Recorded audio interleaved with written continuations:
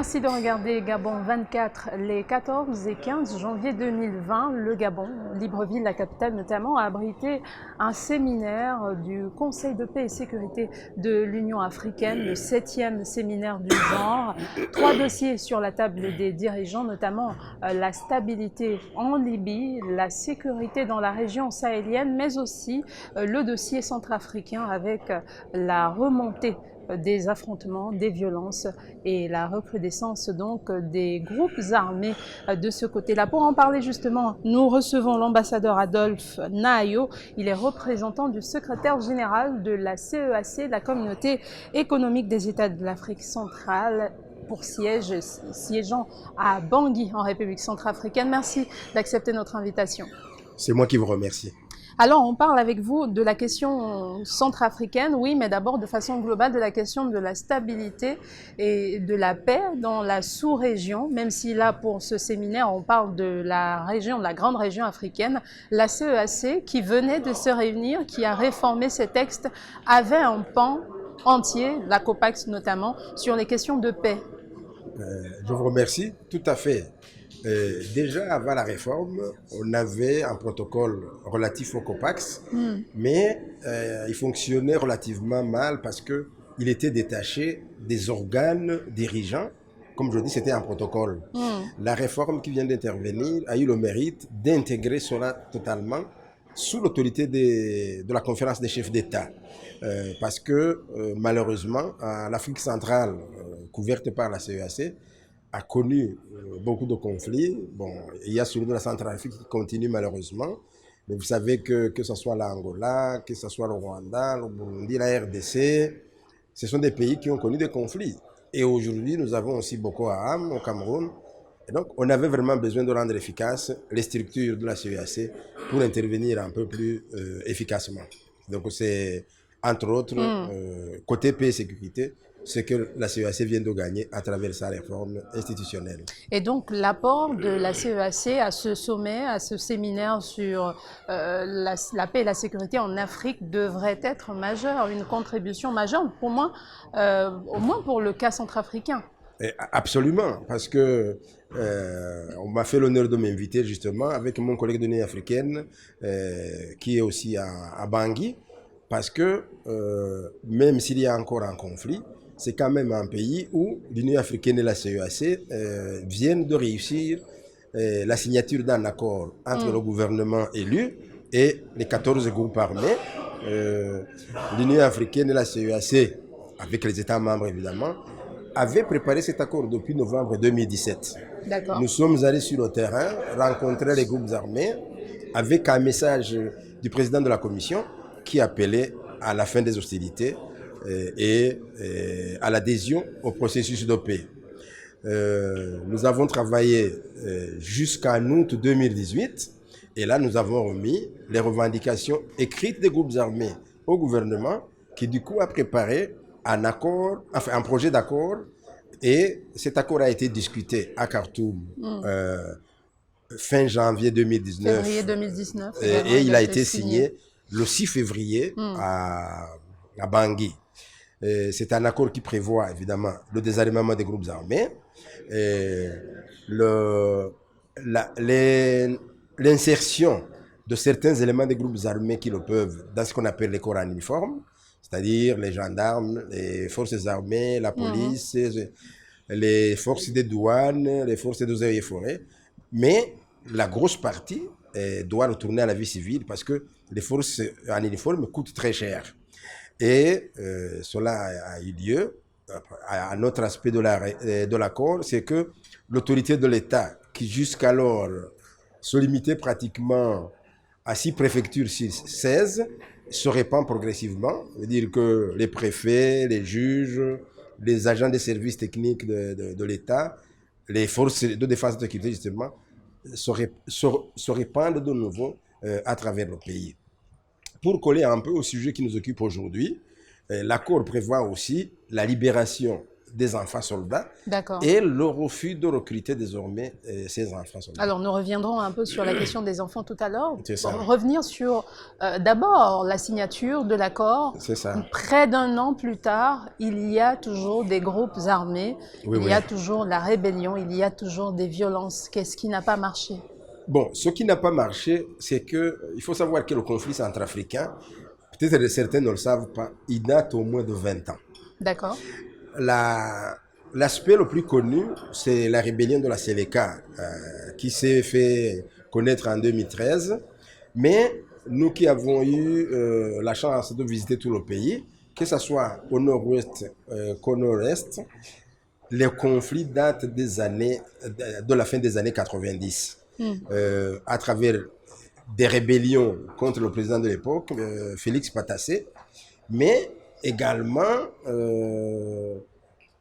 contre aussi des contre-rébellions par des rebelles du nord-est et du nord-ouest qui, certains voulaient soutenir le président Patassé, d'autres, comme il n'y avait pas assez d'autorité de l'État au nord-est, eh bien, ils se sont organisés en groupe d'autodéfense pour se défendre d'abord contre les bandits, contre les braconniers, et c'est d'ailleurs plus tard eux qui ont constitué une bonne partie de la Séléka.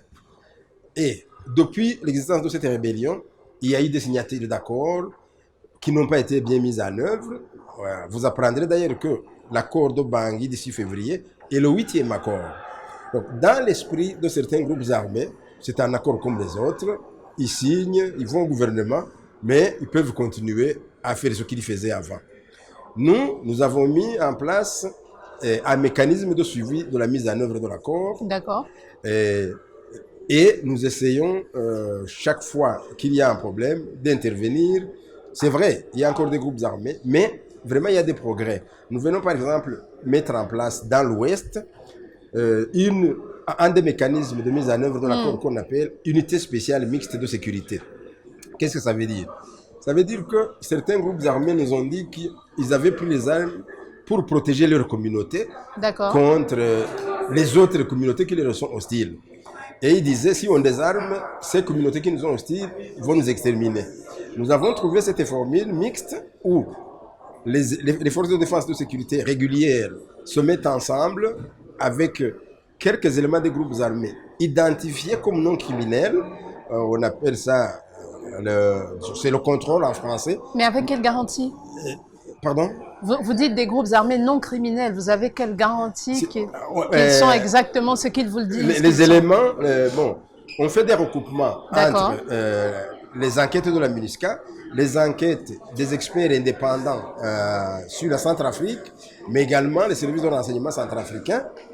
Et ces éléments, on les forme pendant 2 mois pour les habituer à coexister avec les forces régulières et ils assurent désormais la sécurité collective.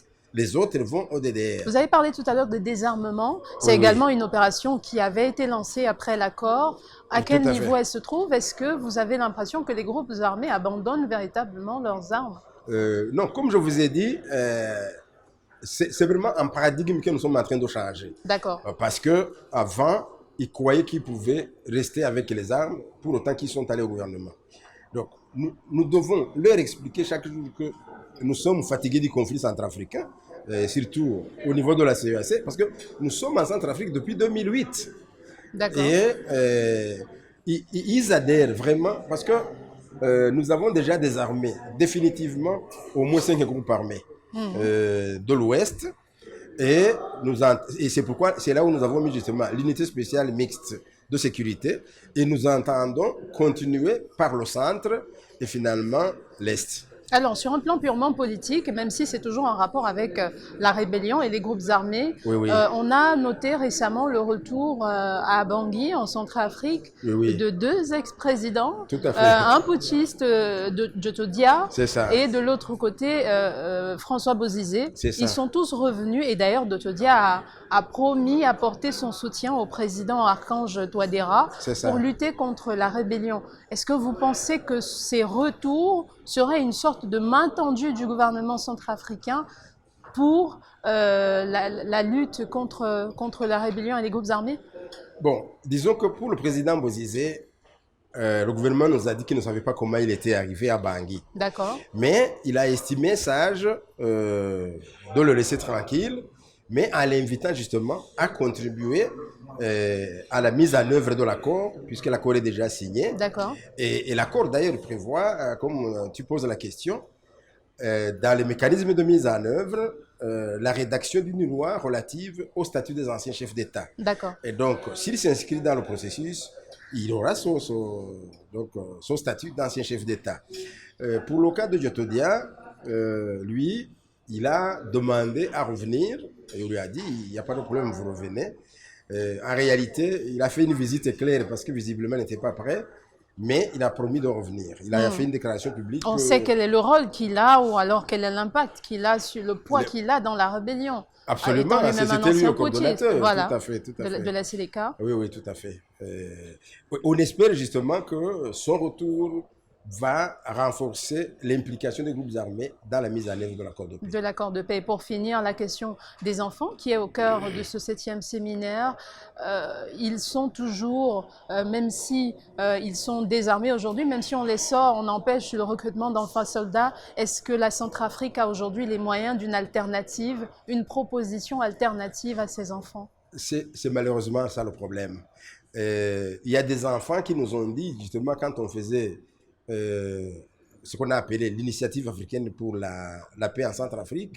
Donc, quand on visitait les groupes armés, il y a des enfants qui nous ont dit, nous avons rejoint les groupes armés parce que nous n'avions rien à faire. D'accord. Mais aujourd'hui, l'UNICEF en particulier aide à réhabiliter les enfants que les groupes armés lâchent, parce qu'une de leurs obligations dans l'accord, c'est de laisser partir les enfants qu'ils ont déjà recrutés et s'interdire d'en recruter davantage.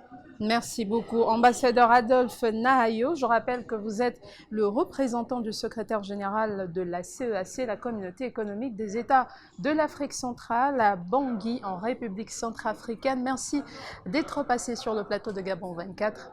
C'est moi qui vous remercie, madame. Merci à vous de nous avoir suivis. À très vite sur nos antennes.